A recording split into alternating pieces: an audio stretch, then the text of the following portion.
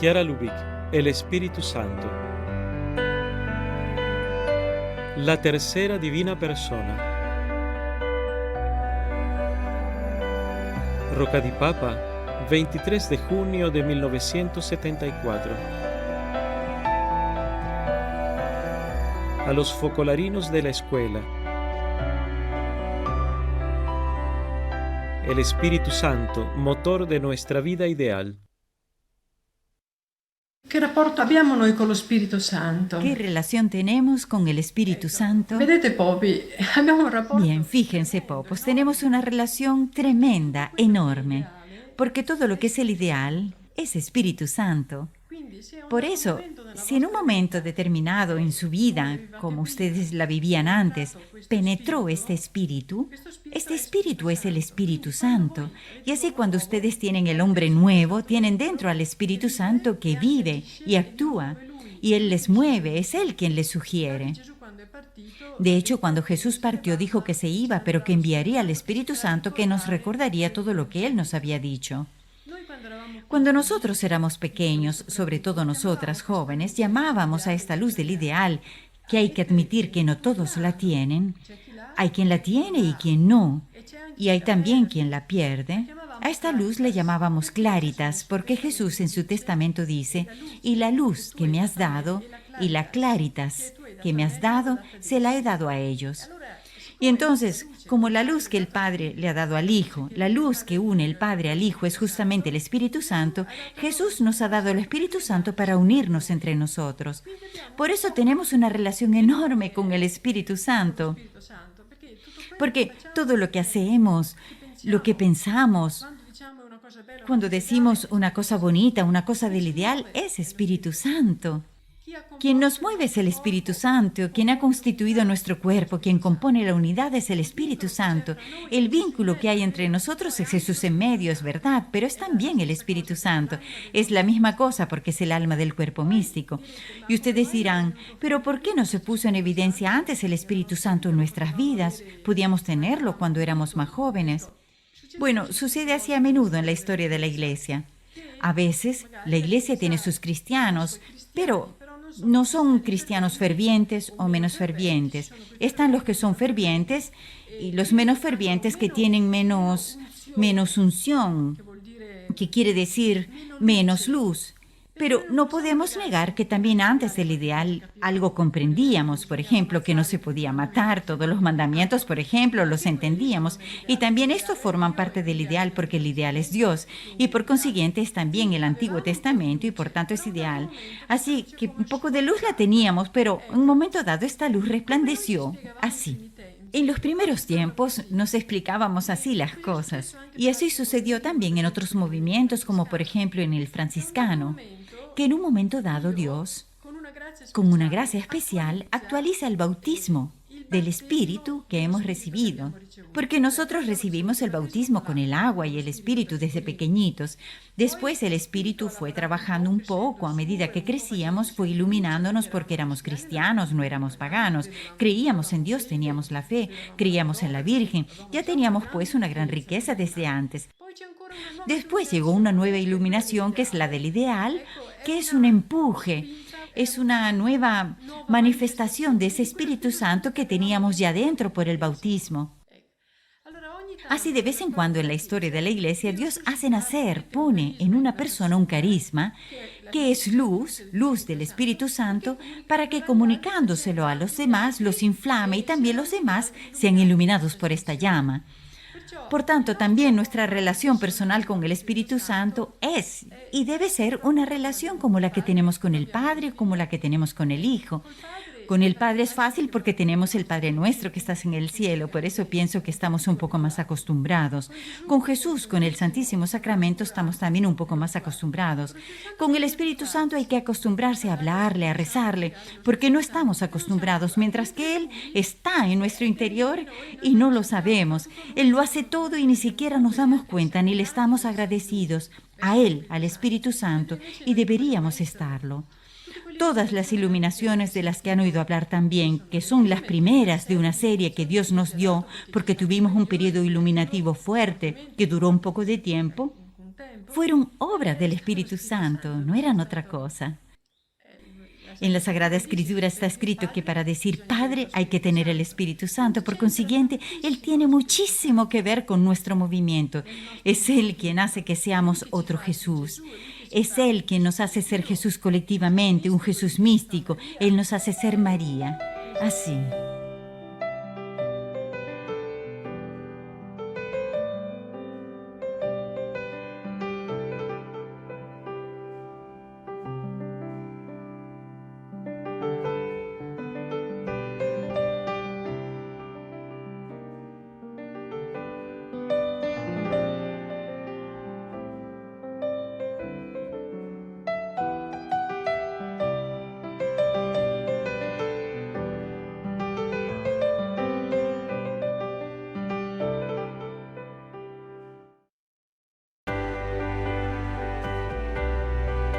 Rocca di Papa, 6 de octubre de 1983. Conexión telefónica.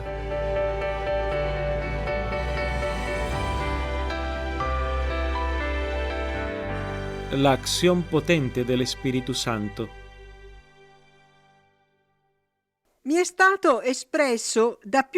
De varias partes me han expresado el deseo de que sigamos hablando todavía sobre el Espíritu Santo, el Dios que lamentablemente tan a menudo es olvidado. Y es precisamente lo que quiero hacer con mucha alegría. ¿No es acaso Él nuestro protector? Hemos visto dónde podemos encontrar al Espíritu Santo para poder honrarlo, obedecerlo y expresarle nuestro amor. Él está en nuestro corazón y por eso es muy sabio y útil para un buen santo viaje escuchar siempre su voz. Él está en nuestros prójimos como en un templo. Y por eso nos hemos esforzado en redoblar el amor por quien está cerca de nosotros. ¿Y dónde más está Él? Es bueno localizar en cierto modo su presencia, porque todos nosotros, seres humanos, somos siempre más bien materialistas. Y por ello nos inclinamos mucho más fácilmente a expresar nuestra devoción a Dios allí donde por su gran amor se deja ver y tocar, como por ejemplo en la Santísima Eucaristía, en la cual Jesús está presente bajo las especies del pan y del vino, que allí donde permanece tal cual es, puro espíritu, no sujeto por lo tanto en modo alguno a nuestros sentidos, como sucede con el Espíritu Santo. Al Espíritu Santo, en efecto, se le compara con un viento, a veces impetuoso, a veces como una brisa suave, y se le presenta como en forma de paloma, criatura que recuerda la ligereza y la suavidad, que vuela con dulzura de un lado a otro. En realidad, del Espíritu Santo se dice, el Espíritu Santo sopla donde quiere y no se sabe dónde viene ni a dónde va. Pero la actuación de este Dios suave y amorosa es potente. Fíjense en esas personas en las cuales Jesús ha dispuesto infundir de manera especial el Espíritu Santo. Fíjense, por ejemplo, en los sacerdotes. Ellos, por Él, pueden incluso, con pocas palabras, hacer presente en el altar a Dios mismo y quitar los pecados del corazón de los hombres. Fíjense también en los pastores de la Iglesia, los obispos. ¿Acaso no hemos hecho la experiencia continua de descubrir en estos siervos elegidos del pueblo de Dios algo que no hemos notado nunca en ningún otro? ¿No escuchamos quizá en sus labios un lenguaje que toca nuestro corazón porque está especialmente iluminado y al que no pueden compararse las disquisiciones del teólogo mejor preparado? ¿Acaso no captamos en ellos una palabra tan cálida y confortante que nos da la impresión de que a través de ellos nos envuelva el amor maternal de la Iglesia? Y nuestros congresos, cuando estos pastores están presentes, ¿no llegan acaso a su punto culminante? Y dirigiéndome ahora a todos los que entre nosotros son católicos, desde que nació nuestro movimiento, no hemos acogido quizás como lo más precioso cada una de las palabras pronunciadas por los diferentes papas que han ido sucediéndose, porque las encontramos únicas y verdaderas, pues bien, es el Espíritu Santo quien realiza todo esto. Es Él quien, actualizando las palabras y las promesas de Jesús, hace a la Iglesia viva también en estos ministros suyos, en cada siglo, en cada lugar. Debemos ser conscientes de estas presencias especiales del Espíritu Santo en hombres destinados especialmente a abrir el cielo a la humanidad, y superando el ambiente a veces frío y gélido que el laicismo y el materialismo han difundido por todas partes, hasta el punto de imaginarlos a menudo de la vida social como seres inexistentes o inútiles para el buen progreso de la vida moderna, nosotros, en cambio, debemos estar siempre dispuestos a darles, sin caer en actitudes superadas, a darles el lugar de honor que les corresponde.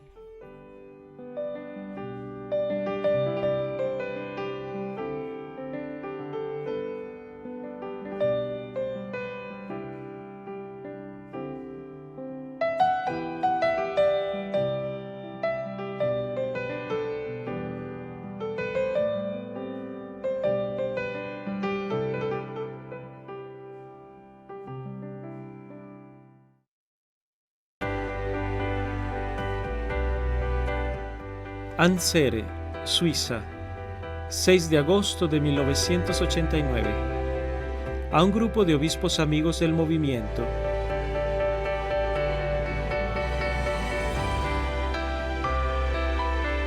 El Espíritu Santo, autor de nuestro carisma. Tu hai accennato la parola Spirito Santo. Tú has hecho alusión a la palabra Espíritu Santo, que también nos mueve en estos días. ¿Puedes decirnos algo? Bien, lo primero que he entendido, una de las primeras cosas que he entendido ha sido esta, que nosotros podríamos reescribir toda nuestra historia refiriéndola al Espíritu Santo. Ahora me explico. Tengo la sensación de que cuando descendió esta luz, este ideal, y me parece que también este sea el modo de intervenir del Espíritu Santo en la Iglesia, creo que haya sucedido algo que se asemeja mucho al bautismo. Es más, pienso que el Espíritu Santo quiera hacer emerger el bautismo, actualizar el bautismo. Porque aquella elección de Dios que hicimos al principio de nuestro movimiento y que pedimos que hagan todos, se apoya en un renuncio, renuncio, renuncio. Es decir, tenemos muchos ideales, muchos apegos, muchas cosas, la familia, la escuela, el novio, muchas otras cosas, y Dios te dice, no, no, no, renuncia, renuncia, renuncia, ponga a Dios en el primer lugar. Esto es el bautismo. Así que me resultó ya desde el principio del ideal como un bautismo, y siempre es así. Por ejemplo, les pedí a Enzo y a Natalia, que son el amarillo de la obra, que recogiesen las impresiones que dejan en nuestros encuentros, en nuestras reuniones, especialmente cuando se tratan ciertos argumentos, en ciertos momentos cuando el clima es más elevado. Tenemos unas 500 impresiones, yo utilizaré 5, 6, 7, pero es sorprendente. Se tiene la impresión de un bautismo.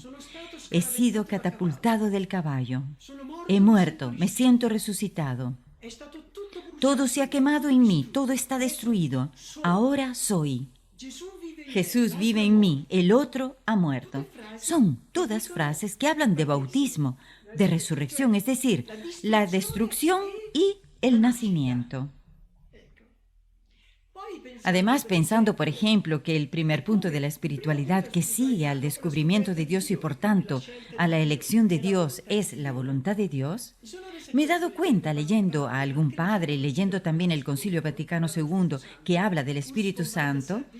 Urs von Balthasar dice que es justamente el concilio del Espíritu Santo. He visto que ese encauzarnos a hacer la voluntad de Dios es precisamente el Espíritu Santo, que quiere llevarnos por el camino que el amor de Dios ha pensado para nosotros, para que no salgamos por otros caminos pensados y proyectados por nosotros. Por consiguiente, es el Espíritu Santo el que nos impulsó por el camino de la voluntad de Dios. Y lo explicaré en la conexión. La voluntad de Dios es Dios mismo, al igual que mi voluntad soy yo, así la voluntad de Dios es Dios. Pues bien, abrazando la voluntad de Dios, abrazamos a Dios.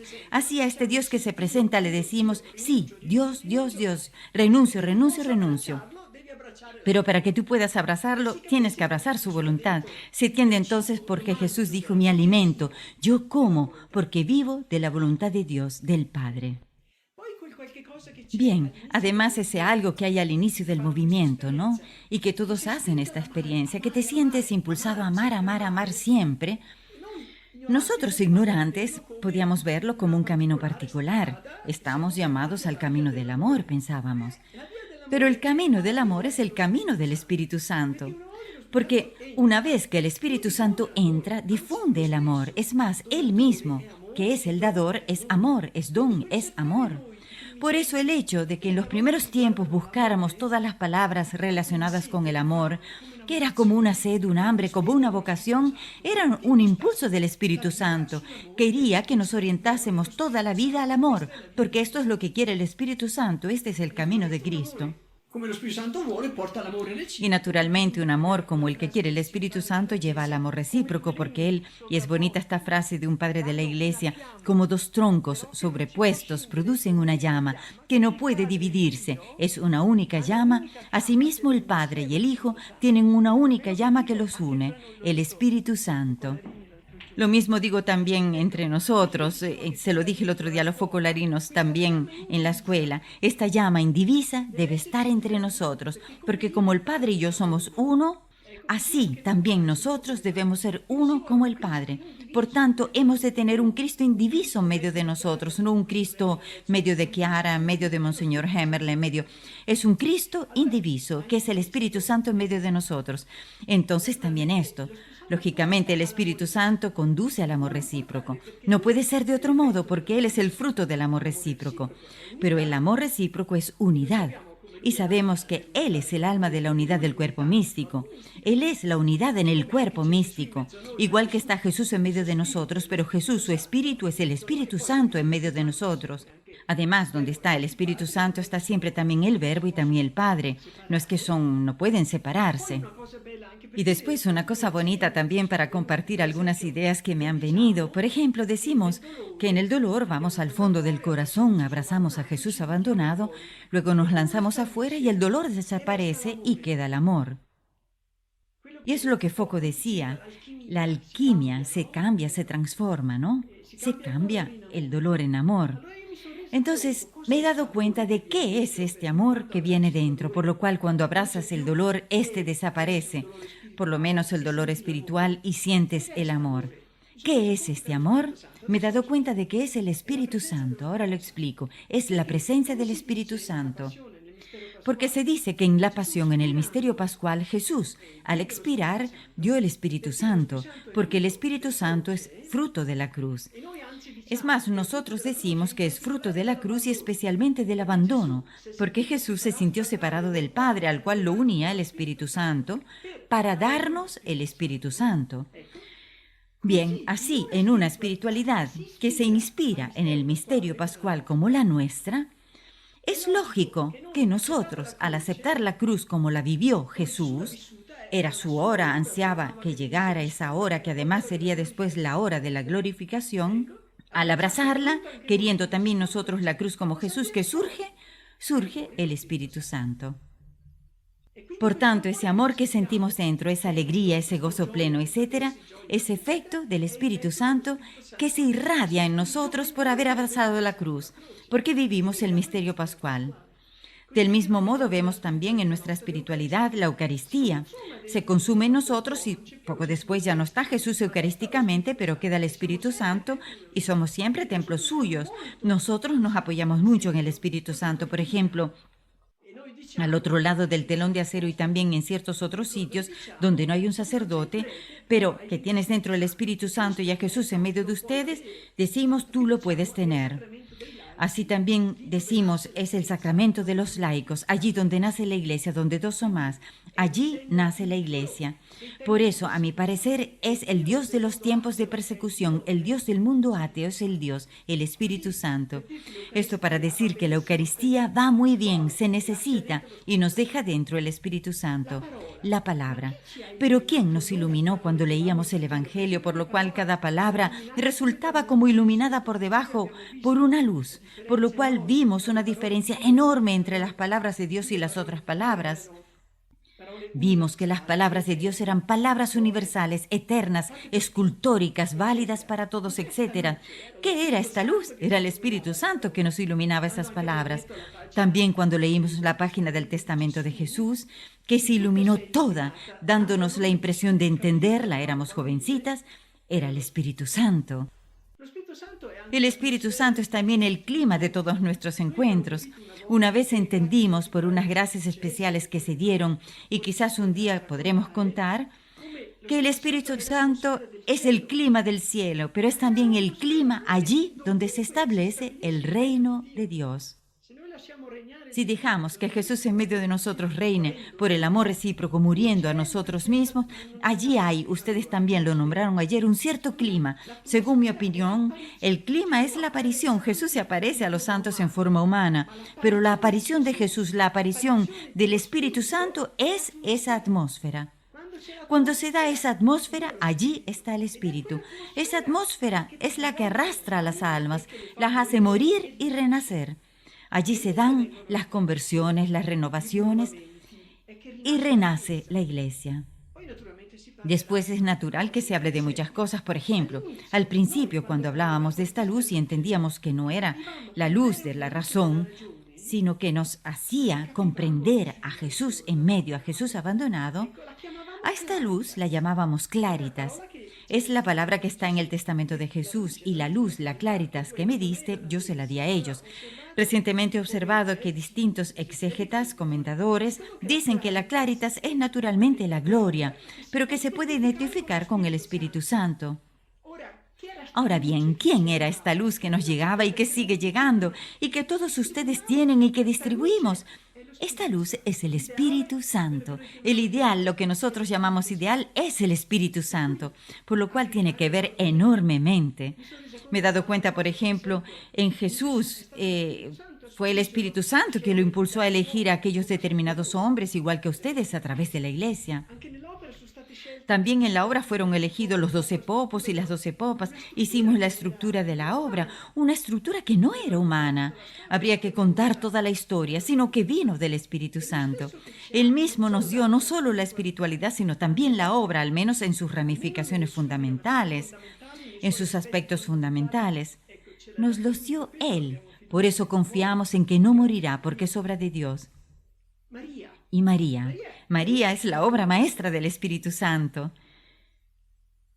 Ella está llena de amor, está llena. El gran carisma, el más grande, es el del amor, y María es quien lo contiene, está llena de él. Ella estuvo acostumbrada a las venidas del Espíritu Santo en la encarnación, en el cenáculo. Acostumbrada, es la figura, es la plenitud del Espíritu Santo. Ella es toda luz, es todo amor, es por tanto nuestro modelo.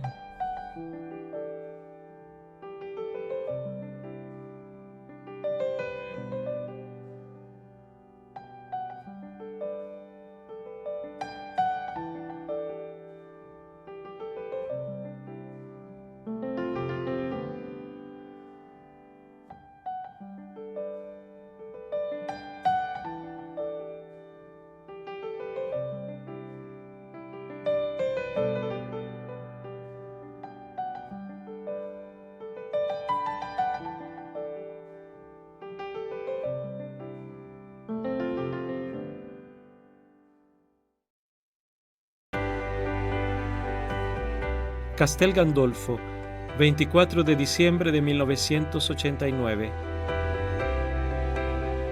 A los focolarinos y focolarinas externos.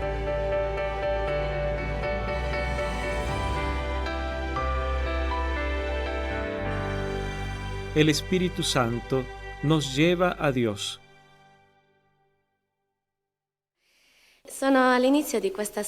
Estoy al comienzo de este camino y me parece que todavía no tengo una relación profunda con Jesús y María. ¿Puedo empezar por la relación con el Espíritu Santo?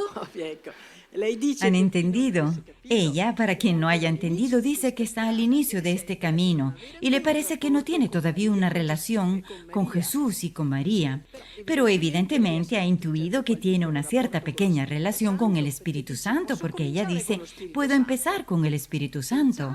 Sin duda puede empezar con el Espíritu Santo y el Espíritu Santo la llevará a Jesús y a María, porque es precisamente el Espíritu Santo quien te dice, ama a Jesús en el hermano, ama a Jesús en el sagrario, ámalo en la jerarquía, ámalo en los pobres. Por consiguiente, crecerá tu amor por Jesús. Del mismo modo que el Espíritu Santo, que es el esposo místico de María, como dice el Papa, el esposo místico de María es el Espíritu Santo, te revelará a María la belleza de María. ¿Saben por qué? Porque la belleza de María es Él, es el Espíritu Santo. Ella está llena de Espíritu Santo, estaba acostumbrada a su acción. Él descendió en la Anunciación y después descendió al cenáculo y ella estaba allí. Estaba presente la primera y la segunda vez. Él es su belleza, Él es su esplendor. Entonces el Espíritu Santo la conducirá sin duda a esa unión, después a esa unión íntima, sentida, porque el ideal, que es el Espíritu Santo, la lleva a amar a todos los hermanos y por consiguiente se encontrará después en lo íntimo la unión con Jesús. Además, será también el Espíritu Santo quien la conducirá al amor al Padre, a amar al Padre, porque el Espíritu Santo es el alma de cada oración nuestra, de cada una de nuestras plegarias a Dios. Cuando sentimos deseos de unirnos más con Dios, incluso mediante una oración vocal normal, Él es quien nos ayuda, nos motiva. Y la Escritura dice también que Él reza con nosotros, junto con nosotros. Y Él nos hace decir Padre, porque Él ha hecho de manera que en nosotros esté Jesús. Y por eso, como está Jesús en nosotros, somos hijos con Jesús, hijos del Padre, y lo llamamos Padre. Pero todo esto es obra del Espíritu Santo, por lo cual se puede empezar muy bien por el Espíritu Santo.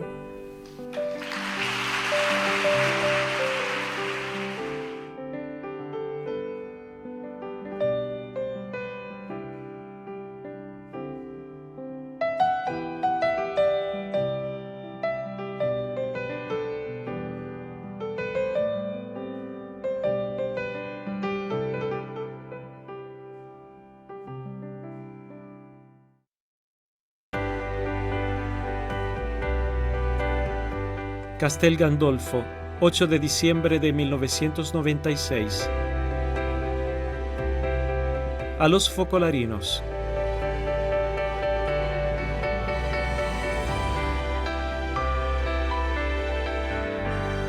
El Dios desconocido.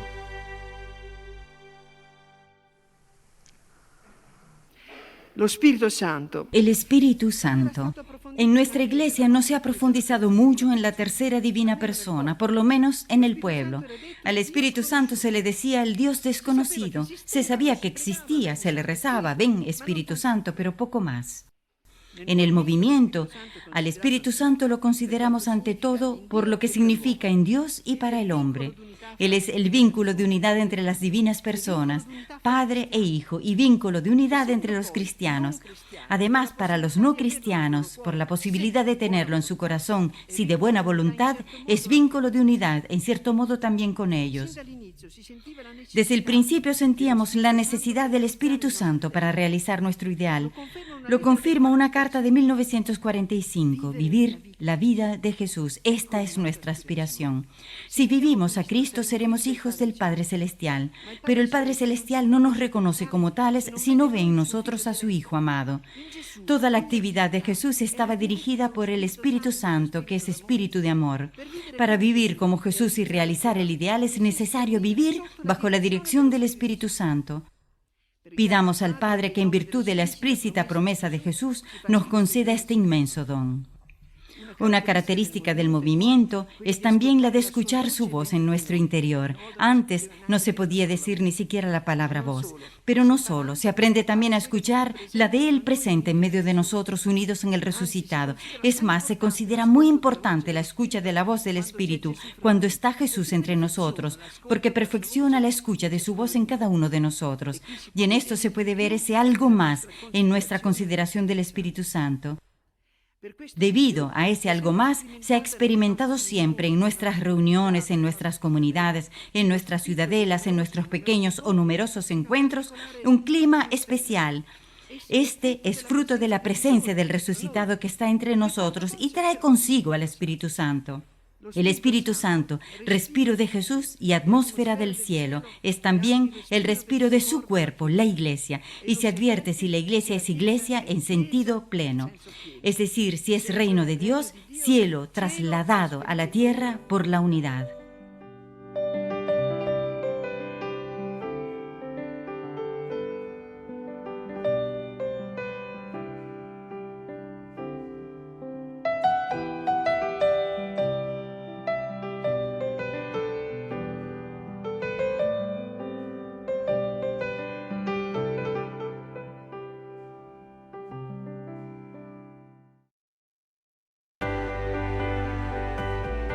Castel Gandolfo, 8 de febrero de 1998. A un grupo de amigos de convicciones no religiosas.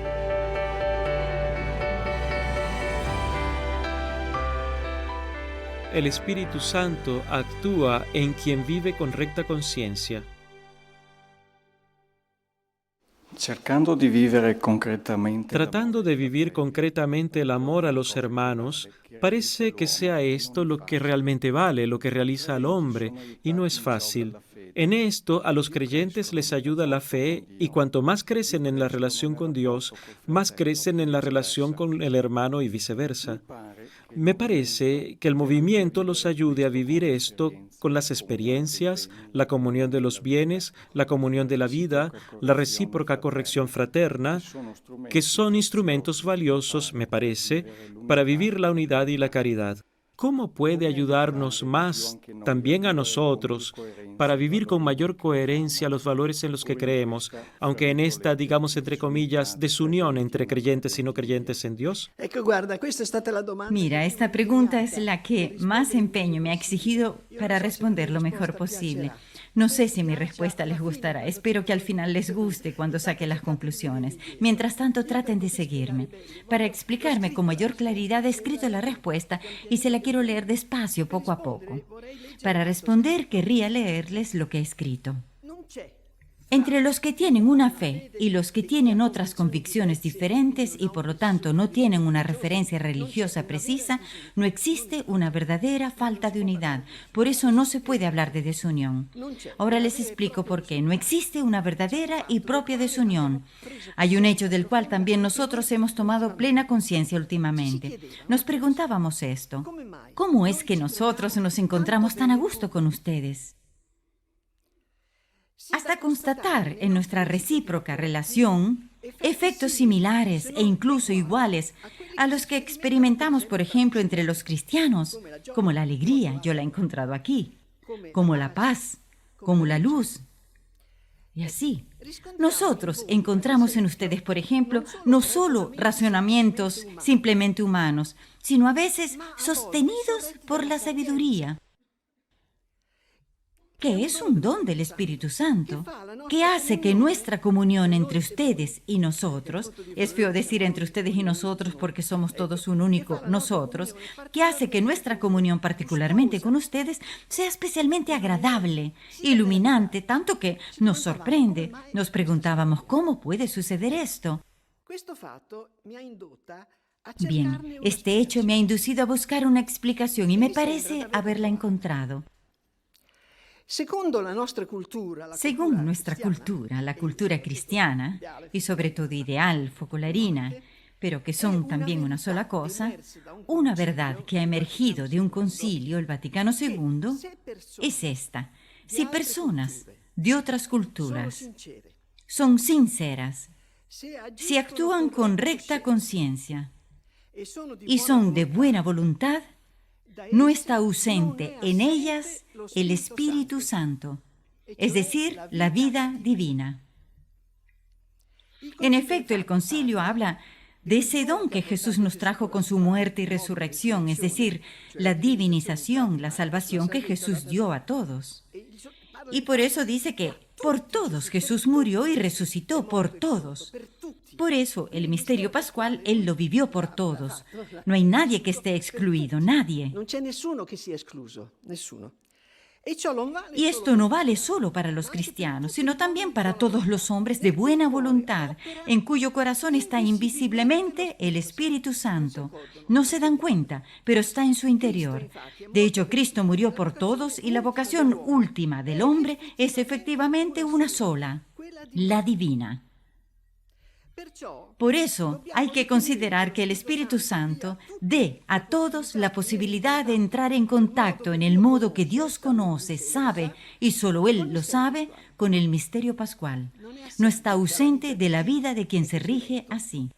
Para comentar esto, cito una carta del Papa, la Redentoris Missio, que dice: la universalidad de la pasión y muerte de Jesús no significa que se conceda solamente a aquellos que de modo explícito creen en Cristo y han entrado en la Iglesia, como seríamos los cristianos, ¿no? Si está destinada a todos, la salvación debe estar en verdad a disposición de todos. Pero es evidente que tanto hoy como en el pasado, muchos hombres en el mundo no tienen, es evidente, la posibilidad de conocer y aceptar la revelación del Evangelio y de entrar en la Iglesia. No la tienen. Si vas a Asia, ni siquiera saben que existe Jesucristo. Es así. Viven en condiciones socioculturales que no se lo permitirían. Para ellos, la salvación de Cristo es accesible en virtud de una gracia que, aún teniendo una misteriosa relación con la Iglesia, no los introduce formalmente en ella, sino que los ilumina de manera adecuada, a su situación interior y sociológica y ambiental. Esta gracia proviene de Cristo. Es fruto de su sacrificio y es comunicada por el Espíritu Santo.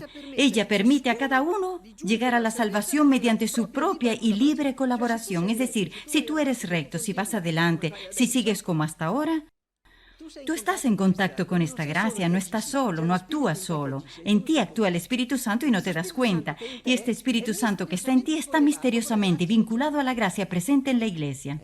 Sí, espera.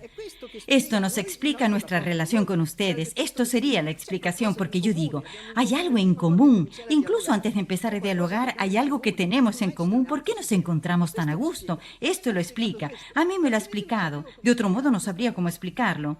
Pero quiero leer todavía una página de Cruzando el umbral de la esperanza de Juan Pablo II. Él responde a un interlocutor diciendo: en su pregunta se habla de una vida honesta, pero sin el Evangelio. Respondería que si una vida es verdaderamente recta, es porque el Evangelio no conocido o rechazado a nivel consciente, en realidad desarrolla ya su acción en lo más profundo de la persona, que busca con honesto esfuerzo la verdad y está dispuesta a aceptarla apenas la conozca. Precisamente, una tal disponibilidad es de hecho manifestación de la gracia que actúa en el alma. El Espíritu Santo sopla donde quiere y como quiere. Sopla como quiere. Bien, por eso yo creo, porque ustedes dicen, ustedes cristianos pueden hacer la comunión de experiencias, la comunión sobre la palabra de vida a la hora de la verdad. Ustedes pueden hacer muchas cosas que nosotros no podemos. La corrección fraterna, por ejemplo, de la que hablas, ¿no? Ustedes pueden hacerla, porque tienen en su interior a uno que ni siquiera ustedes saben que lo tienen, pero que se manifiesta aquí cuando nos encontramos, lo tocamos. No sé si les gusta esto, de todos modos a mí me gustó muchísimo. Gracias. Sí, gracias.